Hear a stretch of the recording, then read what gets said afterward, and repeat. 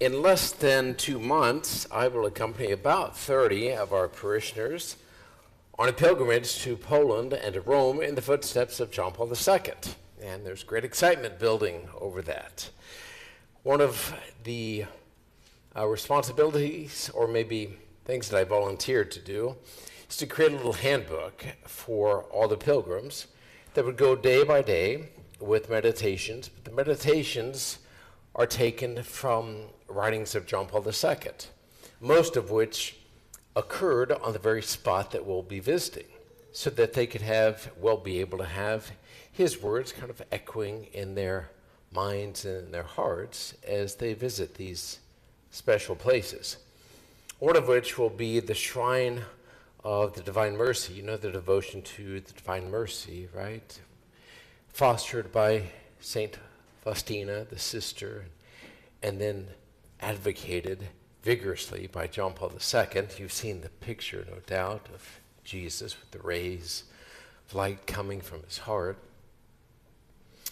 In 2002, he dedicated a new shrine church at this place in Krakow.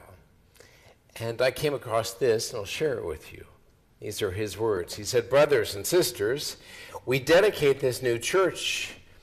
We too can ask the question which troubled King Solomon when he consecrated the temple of Jerusalem as the house of God. Solomon said, 'But will God indeed dwell on the earth? Behold, heaven and the highest heaven cannot contain you. How much less this house which I have built?' Yes," John Paul II said, "at first glance, to bind certain places to God's presence might seem inappropriate. We can never forget that time and space belong to God in their entirety. Yet even though time and the entire world may be considered his temple, God has chosen certain times and places to enable people to experience in a special way his presence and his grace. Impelled by their sense of faith, people journey to these places, confident that there they will truly find themselves in the presence of God."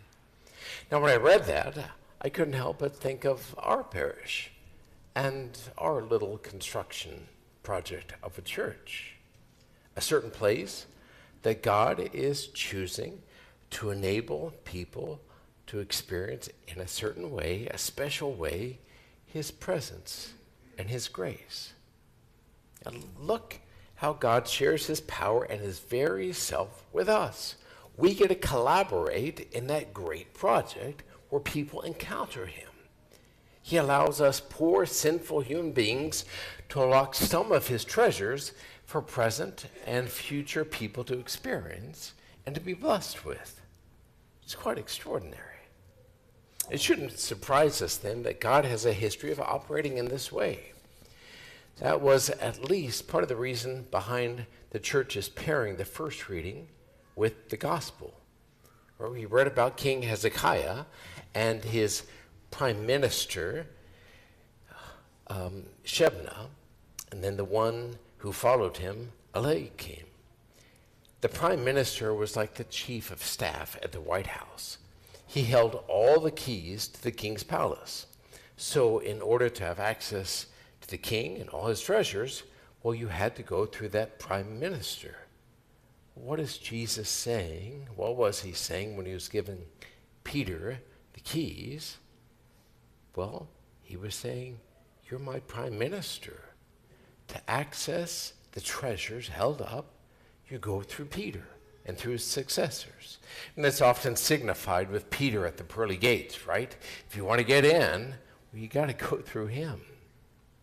The keys speak of the authority entrusted to Peter and his successors. Now look how God shares his power with poor, sinful human beings so that we might collaborate with him and experience in a certain way his presence and his grace.